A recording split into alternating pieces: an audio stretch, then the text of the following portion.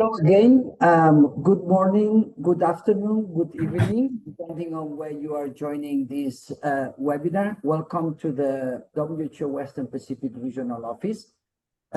We have put a very nice program for an hour today where we are going to discuss about embedding IPC in the culture of safety, patient engagement, empathy, and psychological safety. My name is Luis Viñas Torres. I am the Director of the Division of Health Systems here at the Western Pacific Regional Office of WHO. And I will introduce my fantastic team that has put together this webinar for all of us. This is the second webinar of a series that we are trying to put together for you, talking about IPC, infection prevention control, and patient safety.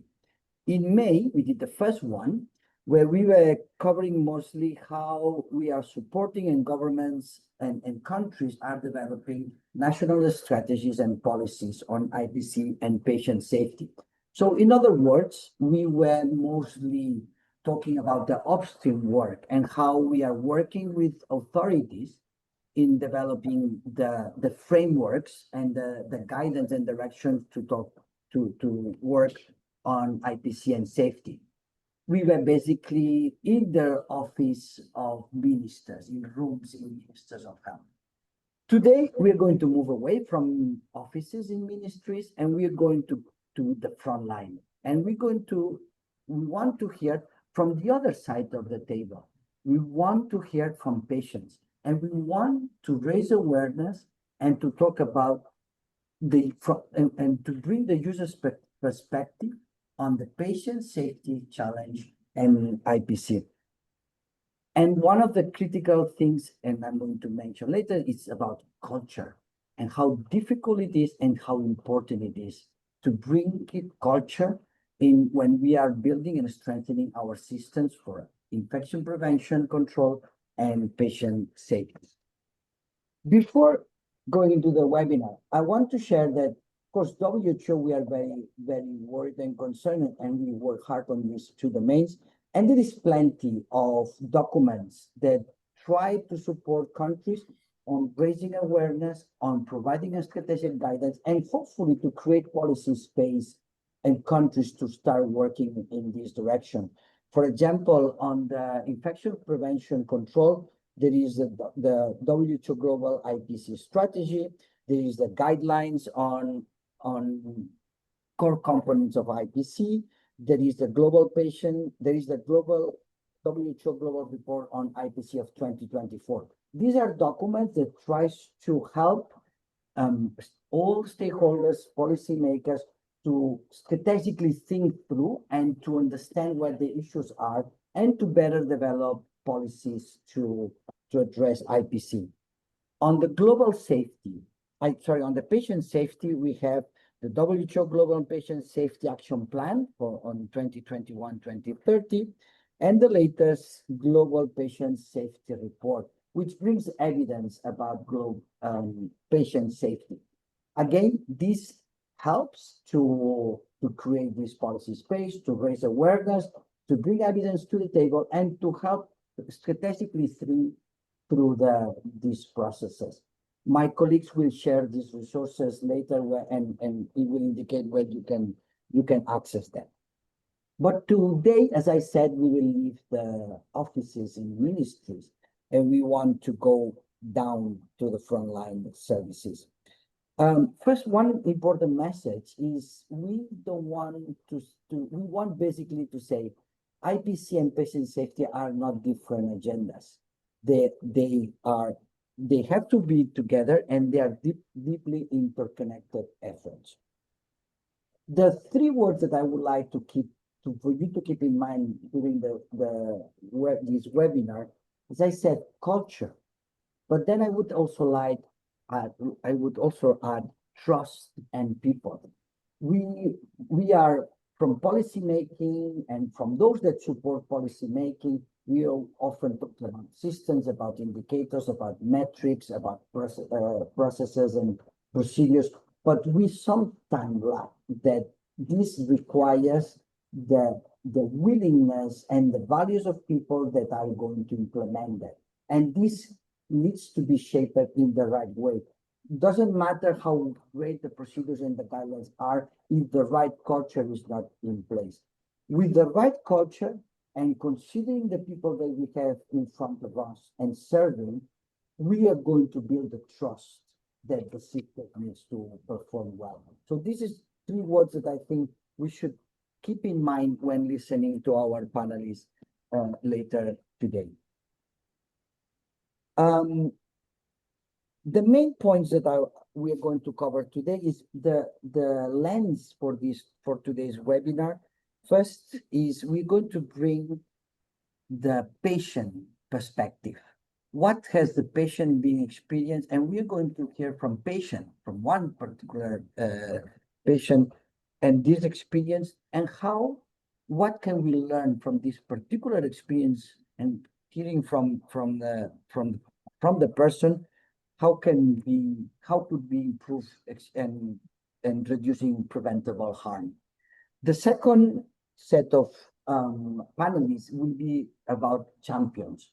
Champions both have workers and patients that wants to make a difference, wants to make sure that we starting to move the needle on changing culture towards patient safety, and which also and change the culture to improve infection preventions in our facilities and the connection between the two. To do that, we're going to talk mostly about two enablers. The first one is patient engagement. And I was talking with my team yesterday, and we were discussing about how are we, if you are in the receiving end of this webinar, what do you want to take home? And one of my points was, I would like, if I am receiving, I want to know the how I'm going to make this difference and how I'm going to move the needle. So what are the two enablers that we want to cover for you to bring back home? The first is, as I said, patient engagement. And this is not a token gesture. It's a powerful driver that really makes a difference on patients' outcomes and on safety and quality of care. The other very important part is psychological safety for the worker. We really need, when we are talking about culture change, we really need to move away from and move our health workers, our workforce towards an environment where they are free to speak up, that they are empowered to speak up, and they are enabled to talk about mistakes and learn from. And that's a very, very important shift that we should all together collectively stimulate. So now I would like to hand over to the main managers of this webinar that has put together all the details. And I am pleased to introduce my team. In first place, I want to introduce Dr. Zhao Li. She's the technical officer on IPC in our division. She will be joined by Mr. Ogusa Shibata, which is our technical officer for quality and patient safety. And finally, I also want to welcome and present Mr. Roy Wadia, which is our communication manager in the office of the Western Pacific Regional Office. So I'm going to leave you in very safe hands. Zhao, the floor is yours. Thank you very much, Luis. Good morning, good afternoon, and good evening, colleagues. So before we begin, please allow me to briefly share the objective of today's webinar. I'm just going to put the screens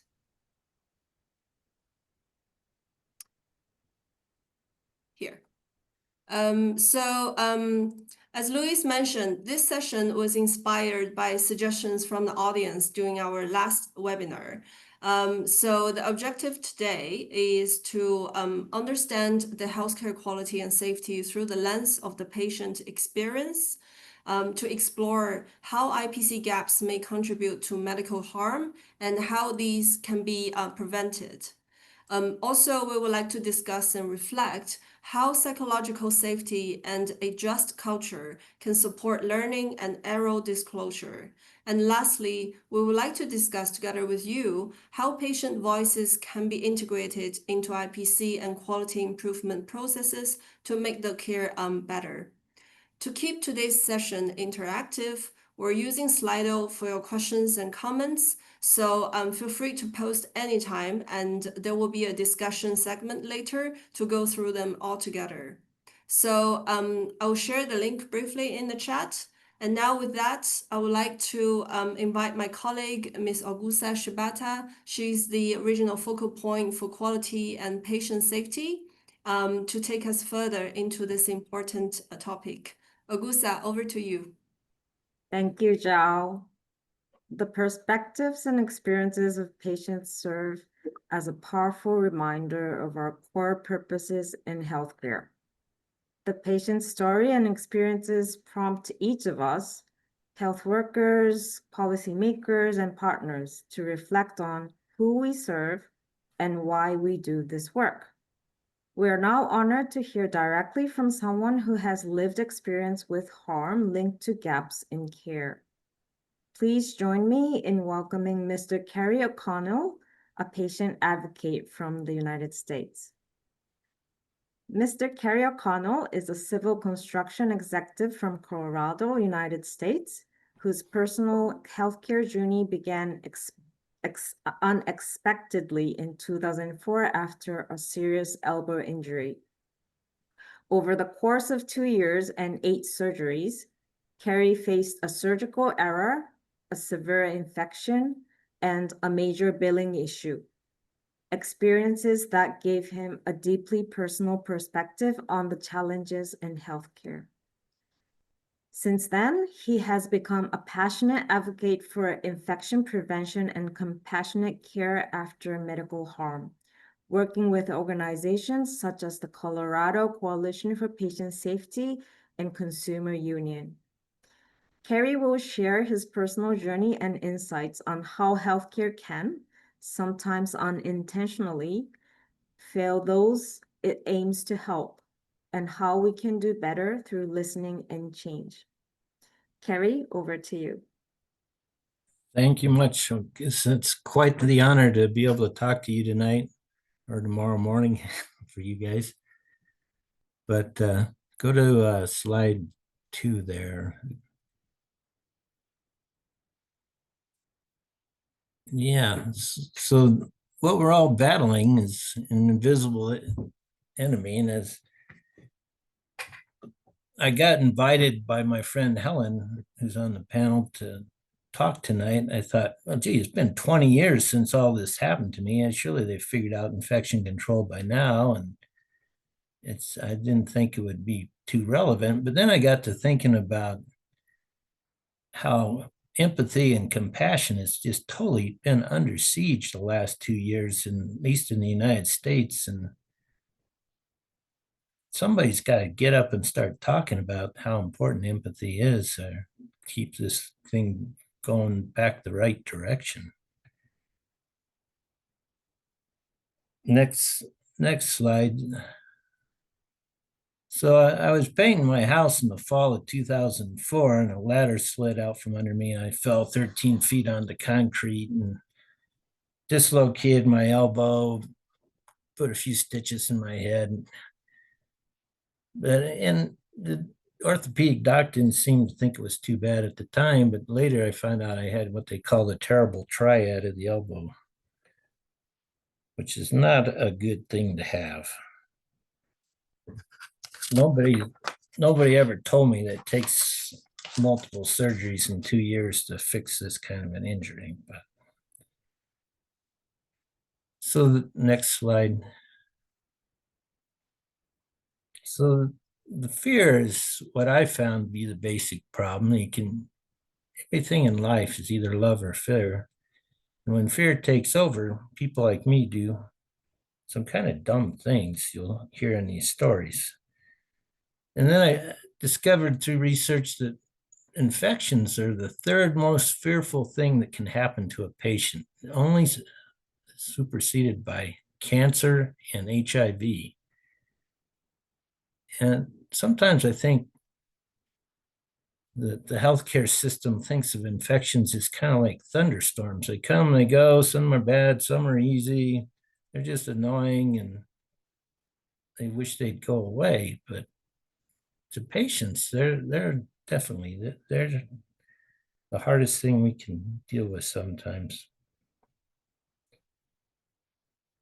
So next slide. So this, sorry for the lousy picture from way back when. We didn't have very good cameras back then. But I'd gone through 2 surgeries. They put a radial head implant in my arm and put an external fixator on the outside in surgery 1. Well, the fixator installation destroyed my radial nerve and paralyzed a third of the muscles in my arm. So then I had a second surgery a few months later that was they took the sural nerve out of my leg and spliced it into where my radial nerve was in my arm, but it was a really long graft. And we started waiting around 6 months for the graft to work, and it never did work. But while we were waiting around, the doctor said, well, you have a really stiff arm. You got a lot of scar tissue in there. He said, I can fix that for you. I can clean all that out. We'll do a surgery 3 called a radical capsulectomy, where they take the capsule out of your elbow and a whole bunch of scar tissue. And I said, sure. I wanted 100% arm in the worst way. But the thing that we didn't really comprehend is we made a plan to put an arm into a CPM machine to bend your arm back and forth and put a drain tube in. And the drain tube wasn't secured very well. They just taped gauze over it, so the tube fell out after 3 days. The doctor wasn't too concerned. I wasn't too concerned. Then about 7 days post-op, I'm using the CPM machine at home and my arm just blows up. There's fluid and blood all over the couch, all over the carpet, everywhere. I call the doc and he says, oh, I think we need to watch that. You might have an infection. Well, when you say that to an engineer, he didn't understand. Yeah, I was draining my arm twice a day into measuring cups and building a spreadsheet and sending results every night, which wasn't a smart thing to do at all. But about 10th day post-op, I'm sitting in a meeting and the arm starts blowing up like a watermelon. I'm hurting so bad the tears are running down my cheeks. So everybody says, are you okay? And I said, no. And I go drive back to my office and call the doctor. He says, yeah, you better get in here right away. But in here was 100 miles due west through the Colorado mountains over 2 passes. My secretary wanted to drive me, and I said, no way, I don't want to get you exposed to whatever I got. So I hop in my manual transmission truck with one good arm and start driving down Interstate 70 through the mountains. I made about 40 miles and the tears are flowing so hard that I couldn't see the road and thought I was going to die. But then I figured out if I stuck my bandaged arm out the driver's side window, the cooling effect of the air going over the passes reduced the swelling and I could actually see the road again. And I walk in the doctor's office in Vail, Colorado, and this physician's assistant meets me with a giant needle and sucks all the fluid out of my arm. And it's like instant relief, instantly felt good. And I thought, man, if I would have known that, I would have stuck my pocket knife in there in a minute to make it feel that much better. Then you get to the picture, then they started debridement surgeries on me to wash out whatever I had. I had 4 different debridement surgeries to kill off this staph epi that came off my skin. Next slide. So at first they wouldn't tell me, they were waiting for results. They wouldn't tell me. So I would go out in the hallway, and that's back in the days we had paper charts. I'd yank the charts and to try to figure out what staph epidermis was. And I'd Google it on my phone and try to look up everything in this report, try to figure it out. But it made me feel like I must be a really dirty guy if I didn't really understand at that time that the infection probably came from the drain tube. Next slide.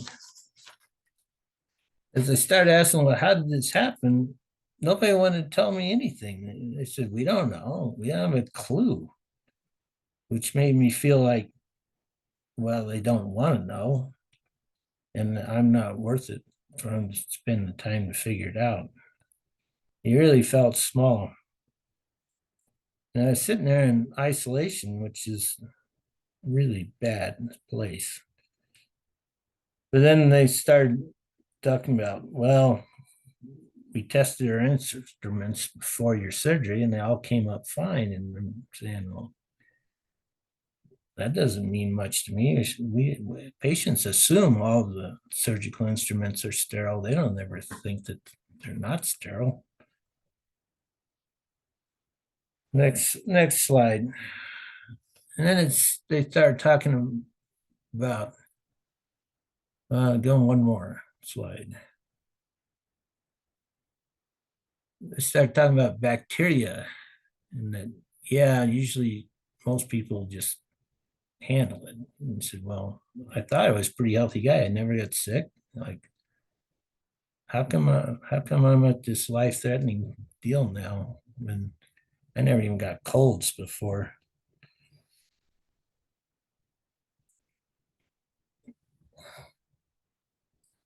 The other thing I started learning about bioburden, that the sum total of all the bacteria in your body. I thought, man, that is about the coolest word I've ever heard. Bioburden, kind of one word description of life on Earth. We're biological and it's a burden sometimes. Next slide. So after I became a real pain in the neck, they said, we'll investigate. I mean, I sent letters to the board members. I did all kinds of stuff.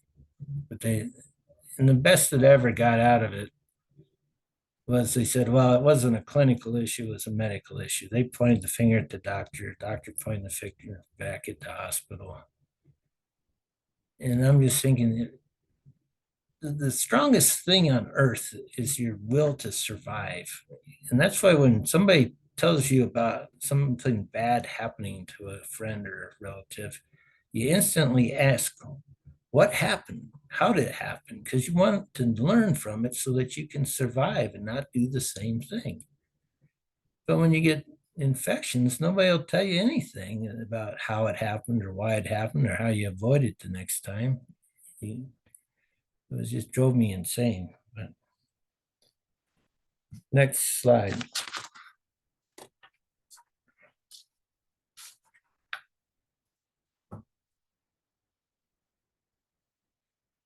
Well, then they start talking about rates, and they start talking about, well, our rate's only like 1%. And you start saying, well, if you had 1 out of 100 lottery tickets for $5 million, you wouldn't be able to sleep at night because you would be certain you're going to win. But when it's something bad like surgery, 1% is really safe. 1% is a lot of people getting hurt. It's not as good as people think. Next slide.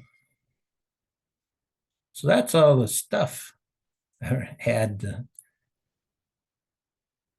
buy and learn. We've got textbooks on that table.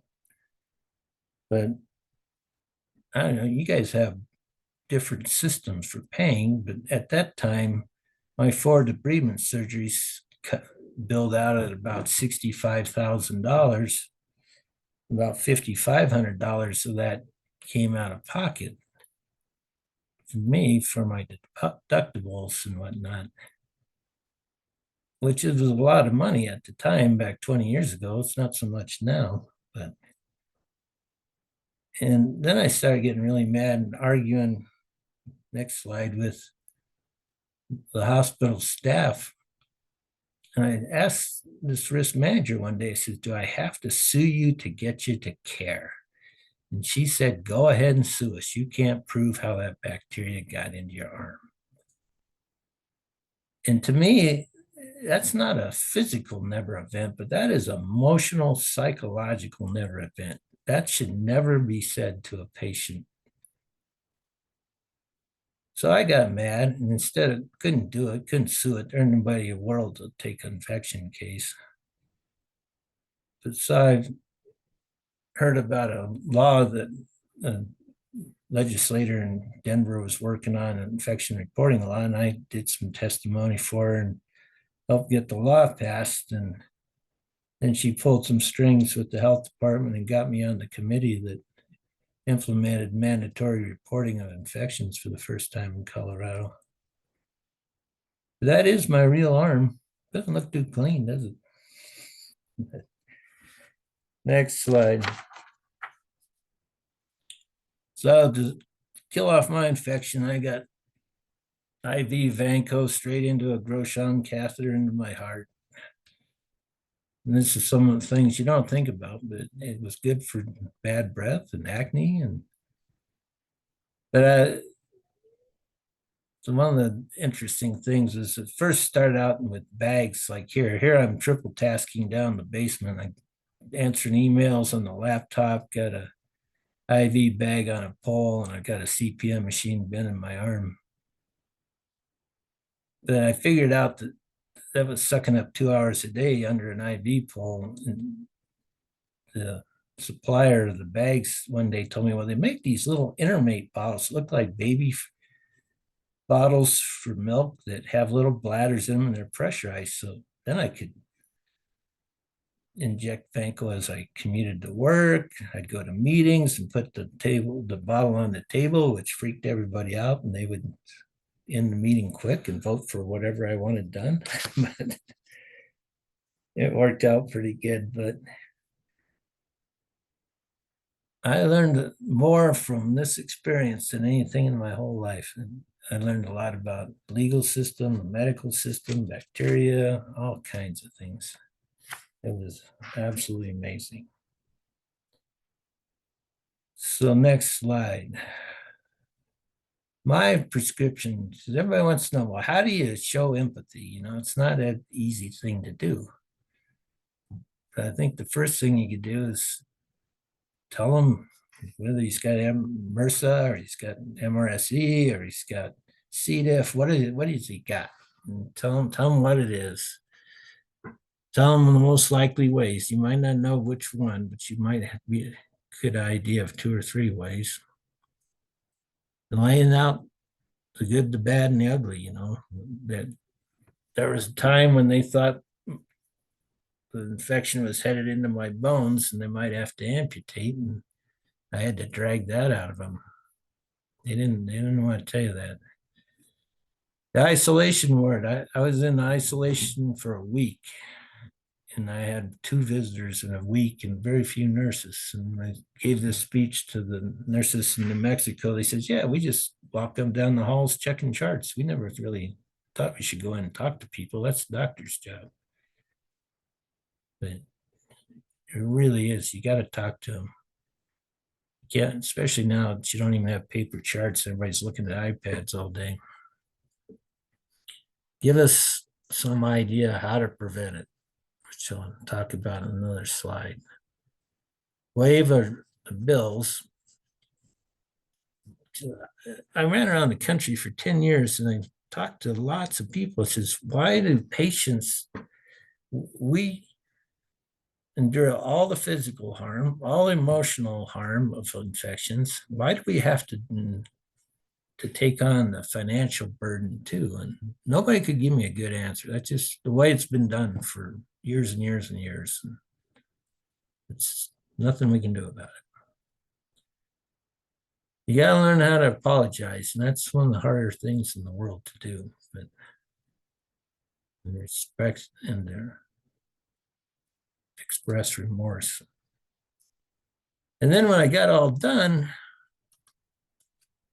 a few months later, I get a letter from the hospital, a form letter from one of their standard survey letters. Did you show any signs of infection? Was it red? Did it swell? did you get any antibiotics? I'm saying, this is insane. So I just wrote on it, read my chart, and sent it back to him. And then last but not least is love thy infected patient. Even though they might be embarrassing to your organization, love them anyway, especially the obnoxious ones like me. But next slide. So this is what I came up with as a patient doing lots of research and engineering.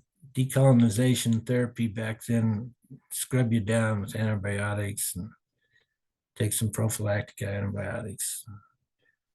Beg your doctor to wear double gloves and moon suits, although most doctors swear that doesn't do any good. I think the best one, which I didn't do, was call a team huddle, because they're usually knocking me out too early, and get them all to pray together. This next one I did, and it's take a red Sharpie, write big letters on the consent form, please don't infect me. And it's pretty obnoxious. It's kind of mean, maybe, but it really gets the point across. And the doctor actually thanked me for doing that. I think every patient should have a picture of their family on their gown so people understand that you mean something to somebody else in this world, and it's more than just one person there. And then have a prophylactic attitude. You got to be able to shrug things off and have a positive attitude no matter how grim things are looking. Next slide. And then there's guys like me that I had to have surgery number 8 after I got done with 4 infection surgeries. And I never believed, you see the horror movies where people get so scared they can't talk. I was laying in pre-op, so scared I could not talk. I literally could not get any words out of my mouth. It is definitely possible. If you've had a series of bad things happen, it is definitely real. Don't tell them you're going to use your standard sterile technique, because tell them you're doing something special for them, make them feel better. And then make sure every healthcare worker on the entire floor knows that this guy's had some bad stuff happening, and he's not just doing it because he's ornery. Next slide. I think, from my point of view, the greatest opportunity that's never been tried that I can find is to recruit other infection survivors, people like me, to come in and help people that are fighting it. So you're not alone. There's other people out there that have been gone through the same thing. And I think you would help the people previously infected people heal.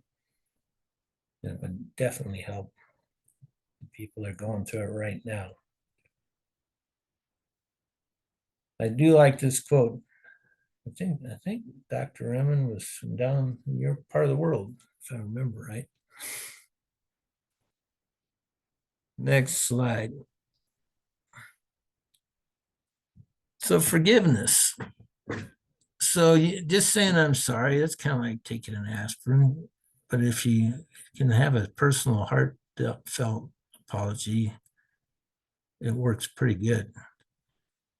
So in between surgeries 1 and 2, went to my family practitioner, Dr. Ralph guy, and he looked at my paralyzed arm and says, Kerry, you need a nerve graft, but that's not important. And I said, what do you mean that's not important? It's really important to me. He goes, Kerry, you're going to have to reach down deep and do the hardest thing you've ever done in your life. You're going to have to forgive this doctor that did this to you, because if you don't, it will destroy your soul. And that was probably the best piece of advice I'd ever gotten in my whole life. And then when I did get infected, different doctor number 3, but he took me aside one day. I was up in his office on a Saturday. He says, and he was really sincere. He says, Carrie, I don't know how in the world this happened to you. You're the last guy in the world that deserves to have an infection with all that you've been through. But I truly am sorry. And that meant an awful lot. I mean, that's probably worth the money I spent to save my arm just to get an apology like that.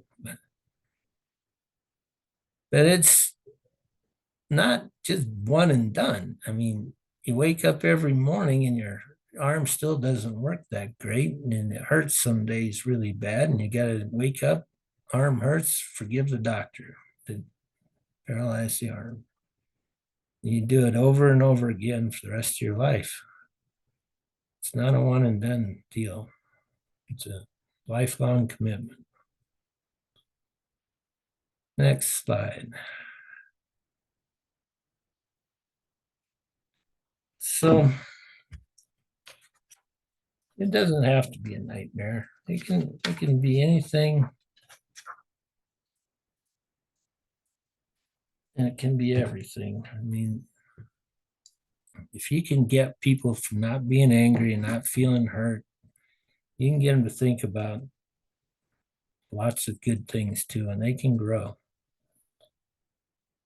This is a guy that started the men's movement, which kind of got wiped out by other movements, but right wound, right time, in the presence of the right person. I had 2 or 3 healthcare people that taught me so much about life and forgiveness that you'll never ever forget. Next slide. So each and every one of you has the ability to reduce the psychological harms to the point that people can heal and people can grow.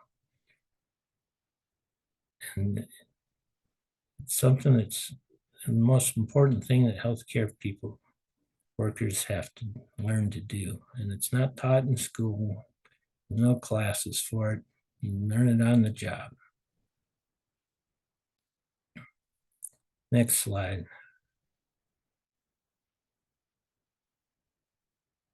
So the infectious part of it, back in 2008, I was transferred downtown from a job site, and it's sitting on the 4th floor of an office building next to Coors Field Baseball Stadium in Denver.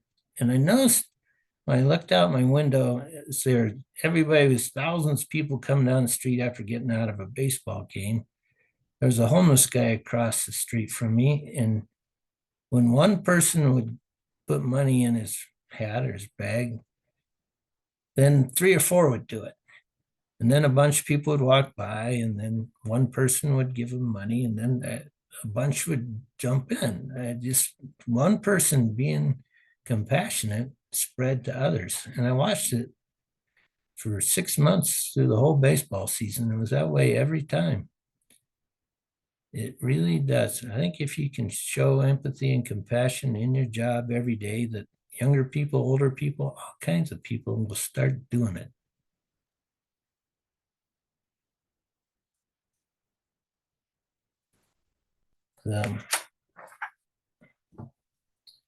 And I thank you. I really do thank you. You guys are fighting infections, and that's not an easy job. And I thank you for putting up with me tonight and listening to my story. And I have one question for you that didn't make it onto the slide. There's a scale of relation goes from antipathy to, which is I don't like you, to apathy, to I don't care, to sympathy, where I feel sorry for you, to empathy, where I suffer with you. But does it stop there? Is there a state of relating that's beyond empathy? That's something that is so profound that you can't hardly describe it right now. But if you guys have any ideas of what's beyond empathy, send them in to me on emails or something, because I'm going to do a lot of research on that. And my favorite saying from the construction industry is have fun and be safe. That's up in Alaska 2 weeks ago, that picture. So that's the stories. Thank you, Carrie, for sharing such a deeply personal and courageous story. Infectious empathy can transform harm into healing. A very powerful testament. Thank you. And thank you for joining late at night your time. It's 10:30 p.m. your time zone, right? Thank you so Yeah. much. Okay, so now we are honored to be joined by leading experts in this field. To begin, I'd like to introduce Dr. Helen Haskell, a renowned patient advocate, who are joining from East Coast. She is also at a time zone of midnight. Helen, hi. So, following the tragic loss of her young son, Louis, due to medical error, Helen has dedicated her life to amplifying the patient voice in healthcare safety and quality. She's the president of Mothers Against Medical Error, serves as chair of patient safety and quality at the World Patients Alliance, and is a former chair of the WHO Patients for Patient Safety Advisory Group. Helen has contributed extensively to efforts on hospital-acquired infection disclosure in the US and has served as a patient advisor in infection prevention for numerous organizations, including the CDC and the government of her home state, South Carolina. So Helen will be also moderating today's discussion, but before we begin, Helen, would you be willing to share your story with us first? Yes, of course, and thank you so much, Augusta. Yes, I will be brief because I want to have time for conversation, but I'm going to try to show you a picture. It's a problem with the glare, but this is my young son, Louis. This picture was taken of him when he was 14 years old.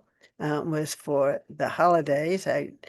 I took pictures every year for the holidays. We did not get to have one when he was 15 because he died before we got to the holidays. He died in a hospital following an elective surgery. He had a condition called pectus excavatum where the breastbone doesn't really go straight. And we had heard about this safe, minimally invasive, easy procedure to repair it. And we thought that would be a good thing for him. We took him to a teaching hospital, which was out of town for us. And he had the surgery. It went fine, as far as we know. But afterwards, he was put on an NSAID painkiller, non-steroidal anti-inflammatory painkiller, ketorolac. It's used very widely in the U.S. I don't know. In some countries, it's not permitted at all. He was on ketorolac and he was also on opioids. Ketorolac has a high alert warning for kidney damage and perforated ulcer. And to make a long story short, Louis developed a perforated ulcer 3 days after surgery. This was at the age of 15. So he had a terrible acute pain after an injection of Toradol. And the nurses decided apparently that it was an ileus, constipation from the opioids that he had. And that stuck. His condition got worse and worse. He started out with acute pain in his stomach area. It moved down into his abdomen because you get peritonitis after a perforated ulcer, after any perforation. So he was developing severe peritonitis, and the young nurses and residents, junior doctors who were taking care of him just were not able to recognize a patient in clinical deterioration. So again, the long story short was that 30 hours after first developing this pain, after having aberrant vital signs, no blood pressure for a number of hours, no urination, pulse rate that got as high as 163 beats per minute. Lewis went into cardiac arrest and died, and his young caretakers were astonished. And then the autopsy showed the perforated ulcer, which no one had expected, and showed the severe peritonitis and also hemorrhage, because at that point it had perforated, it had eaten through to a blood vessel underneath the ulcer. So, so he died, I think, of hemorrhage, but he had been battling this infection for many hours beforehand, and that's what they didn't recognize. So, you know, I don't want to overload you all emotionally, but that was indeed the most terrifying and lonely experience. We were there. We had no one to call. No one took us seriously.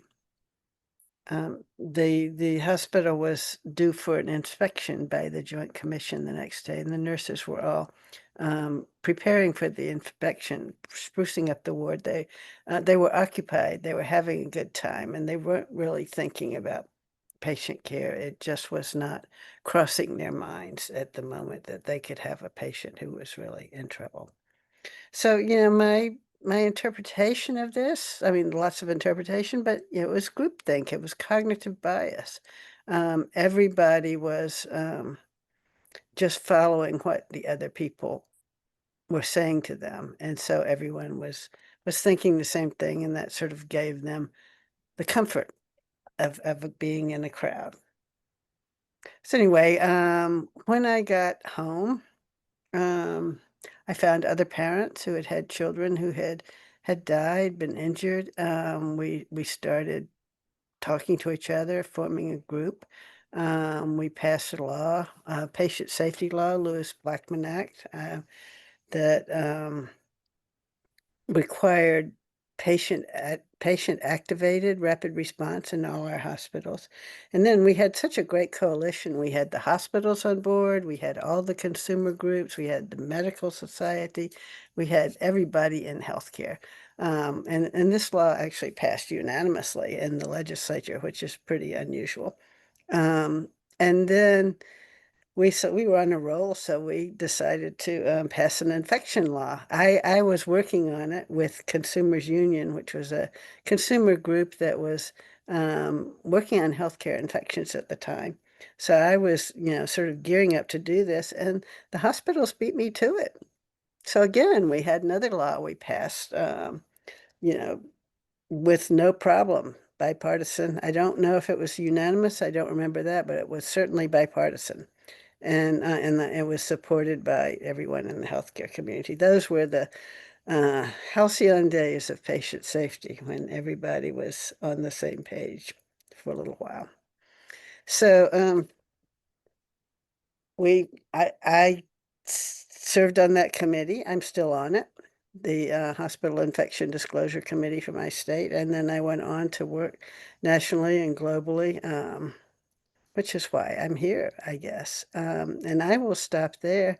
I met Carrie along the way. We were both working on these infection laws. We passed them in 37 states out of the 50, and then it's now reported federally by the national government.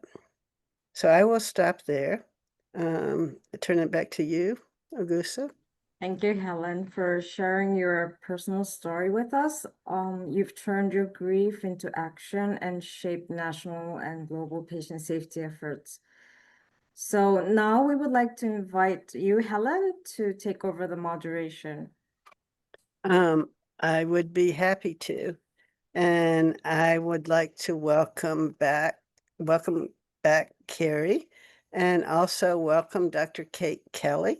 who will be our panelist today. And I can see we've only got about 10 minutes, so I'm not going to spend too much time on introduction, but Dr. Kelly is a highly experienced executive healthcare leader with a background in leadership across multiple academic tertiary health services, most recently Chief Medical Officer at Royal Melbourne Hospital in Australia.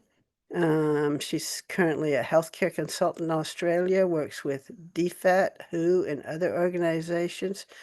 She advises on health system strengthening, clinical governance, and clinical leadership, along with many other activities. She works on genomics,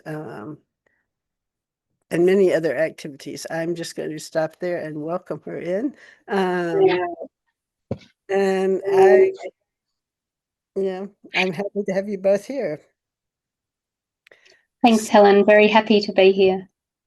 Okay, so I would like to, I've got a few questions for you. I guess the first one that I would like to ask you, Dr. Kelly, is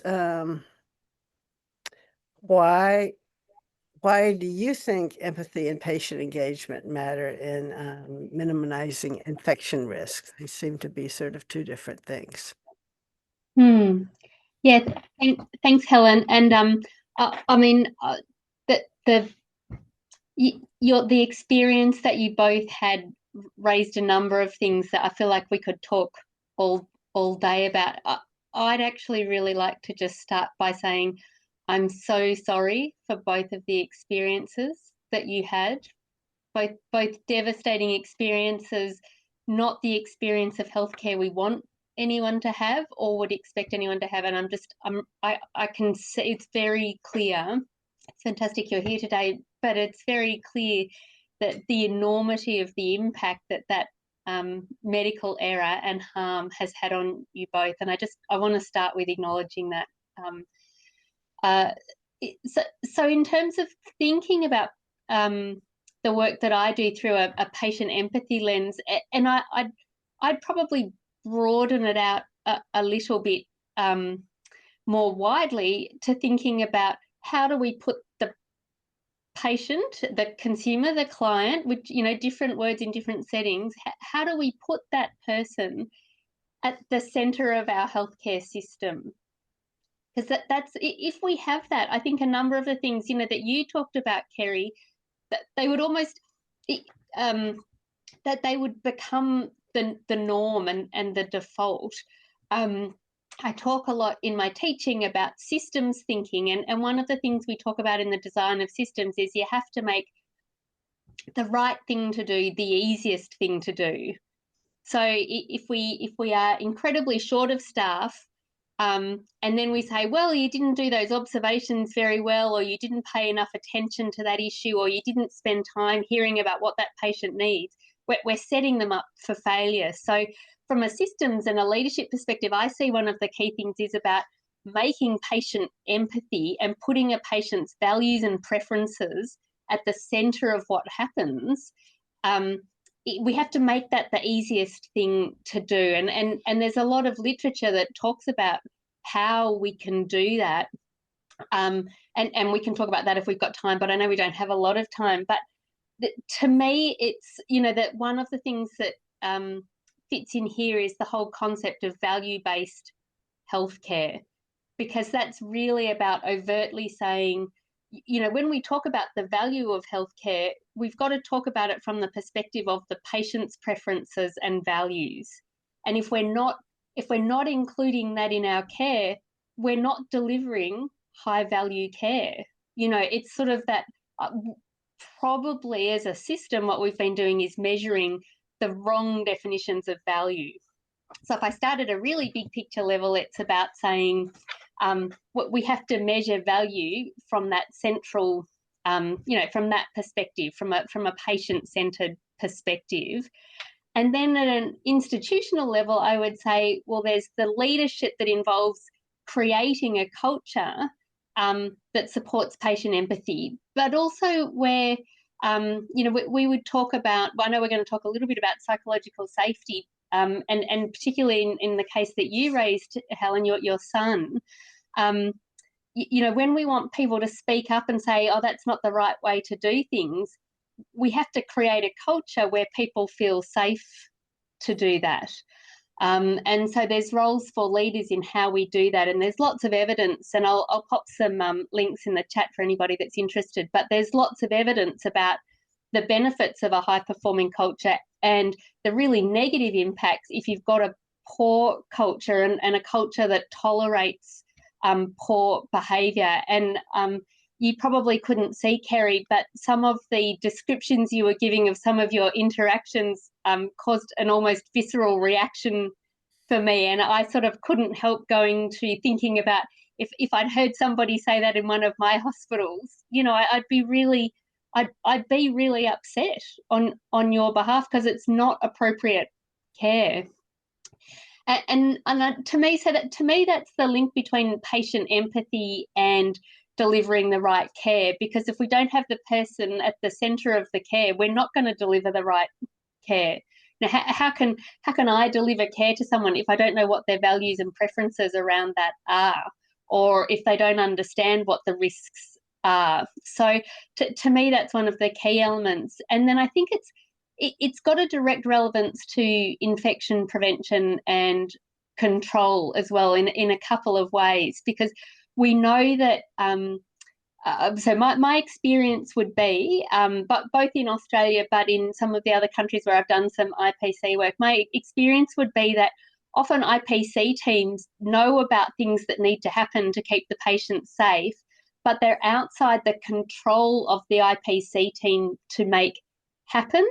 And so that again goes back to making sure that your leadership really cares about infection prevention and is resolving those issues at an organisational or a leadership perspective. I might pause there just because I'm cognizant of the time, Helen, and I'm sorry. I could talk about this all day.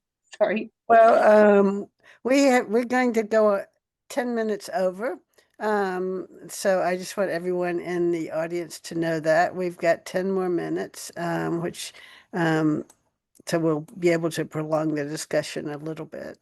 I'm wondering what you think about that question, Carrie, and then I have a few questions from the audience members as well. Yeah, when I ran our infection reporting committee for 2 years, I was on it for 6 years, but when we first started reporting, the CEOs of the hospitals, there's about a dozen hospitals represent our committee, were really mad. They demanded that they get advanced copies of our reports a week in advance, and we said no. And 2 nurses got yanked off the committee because we're not going to waste time putting our people on your committee if we don't get advanced information.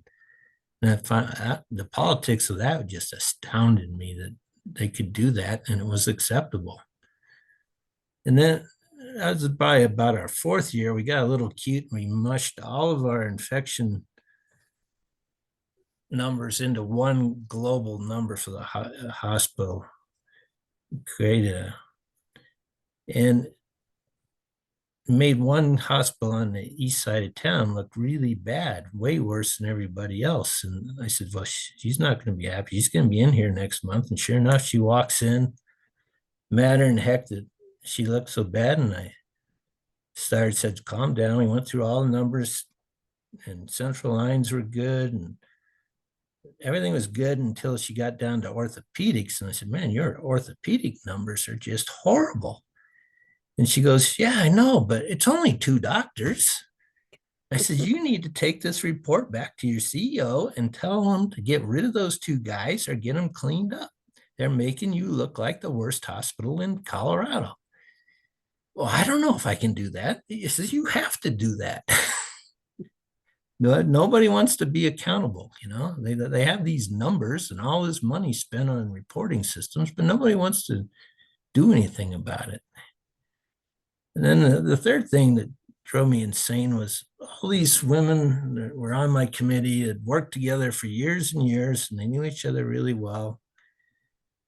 And they were more concerned about not being extremely good side or bad side. They wanted to all look the same, which kind of defeats the purpose of reporting. But no, they're good people. They can't be that bad. And oh, she's not a good ICP. She's It's got to be lying, and he just drove you nuts. But Hmm. So people just wanted to be average and not yeah, there wasn't nobody striving to get to zero infections, like that was impossible. There'll never be zero infections. So we're not even going to try. We just want to blend in with everybody else so that nobody picks on us. Yeah. Well, that's interesting. Let me put in a question from the audience because they won't have too much chance. And then I will get back to you, Kate, because I have some more questions for you as well. So I want to know, this is one asking, how do you encourage patient engagement?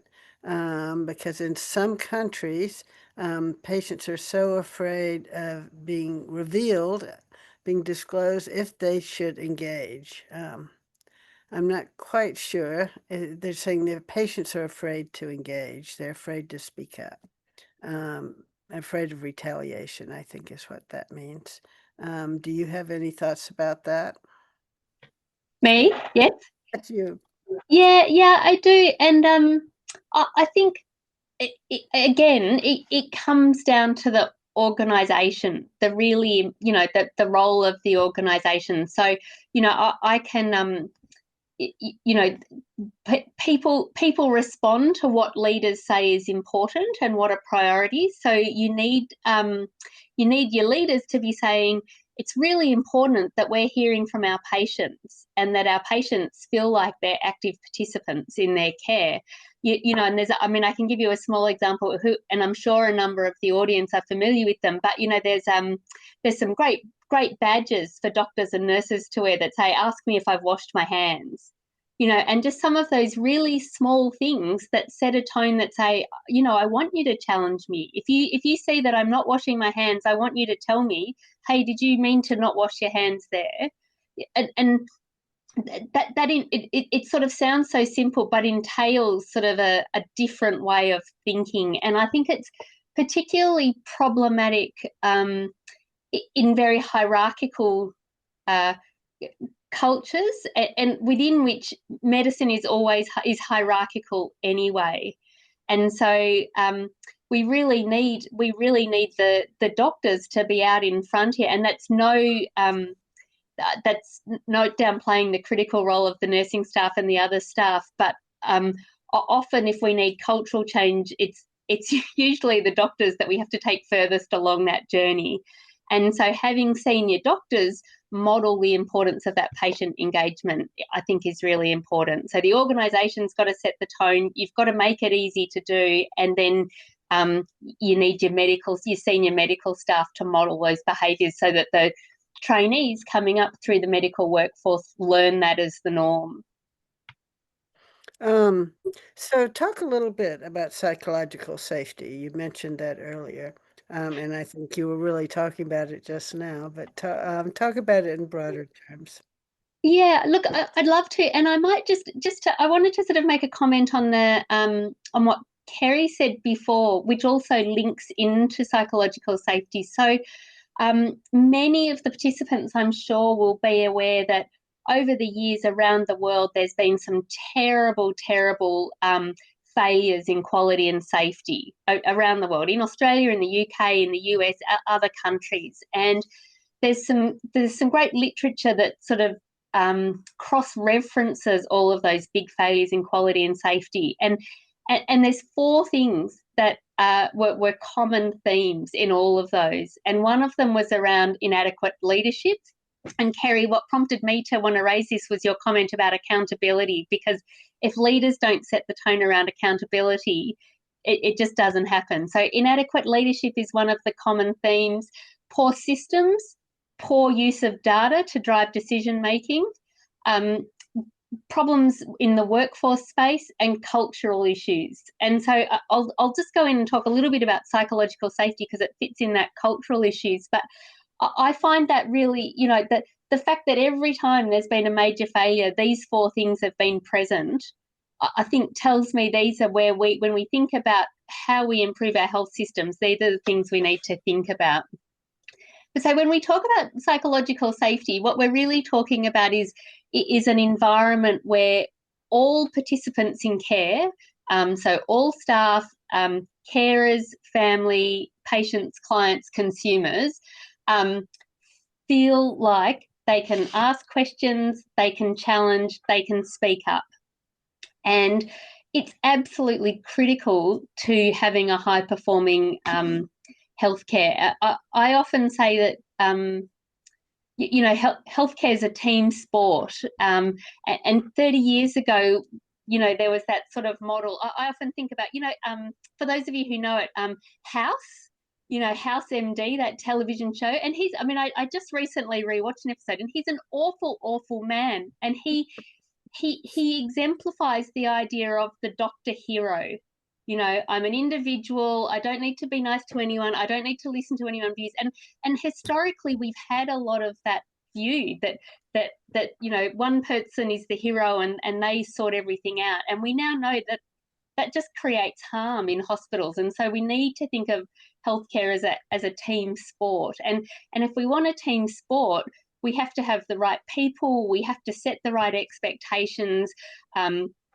We have to pull up poor behaviour, and we have to create mechanisms for staff to learn how to operate in that that environment. Well, that's great. Thank you, Kate. I think we've got one more minute before we really have to turn it over to Dr. Torres and let him take us home. And then we've got one more question in the audience. So I think, let me find the question again. Was to share experiences from other countries. What is the hospital's responsibility for HAI? And does health insurance cover it? I'll answer that. For the US, health insurance does cover it. Hospitals, they can't always charge. There's certain infections that they cannot charge the patient for, but most of them they can. And so it can be enormously expensive. ICU bills now can run $1 million US pretty quickly. So that's the answer to that. And now I am going to have to turn it back over to Dr. Torres. Thank you both. It's been a great discussion. I wish we'd had more time to talk. Dr. Torres? Thank you. Thank you very much, Helen, Carrie, and Kelly, and Kate. Yeah, it's really a pity that we have to close it. It's fascinating, the discussions, the sharing of the experience, and the learning that comes from them. Let me just close. We have overshoot 10 minutes. I'm asking for indulgence of our participants. Just a few last messages to close the event. First is, and in the Slido we have uploaded a feedback form, and it will take 1 to 2 minutes for the participants to fill. As you can see, we take it very seriously, and we really want it helps us to better organize and to select topics for this series of webinars. So I would really appreciate if you can spend this couple of minutes to do that. Second is it's great that this webinar is recorded. I think we should really give opportunity to those participants, to those people that wanted to attend but couldn't, because it has been fascinating to listen the experiences that has been shared. Just one couple of additional points, just for you to realize that these are not isolated cases. I want to quote a number here. In a recent report, it is estimated that 134 million medical errors happens every year in the world. 134 million. So we are not talking about the experience of Carrie and the experience that we have just had on Helen son. It's a huge issue that we need to deal with. And also building on the comments, what are the take-home message that I would like to have for our vision? I think the first one is the importance of voice and enabling voice, and it has been fantastic to hear this experience. But we probably in the Western Pacific region, we have a lot to do on enabling voice of patients and make sure that they are heard. The second is metrics, and I'm bringing metrics. We are in the health systems division, and also Kate has referred to the poor use of data available, and that would not even use the availability and comprehensiveness of data is quite weak in many of our countries. So an important message to think when we think on our own countries and with metrics reporting. The third message also that I take for our vision is looking at an interesting end of the story, not end of the story, there's no end of the story, but both Helen and Carrie, the influence in upgrading and creating a legal framework to avoid this to happen and to make facilities and providers to improve their practices. And so from the event to the voice, enabling the voice and end up with advocacy and hard work to change the legal frameworks to do that. And last one, Kate, your team sport analogy, which also has an effect on the accountabilities. And I think that's a very nice idea that I'll personally take with me.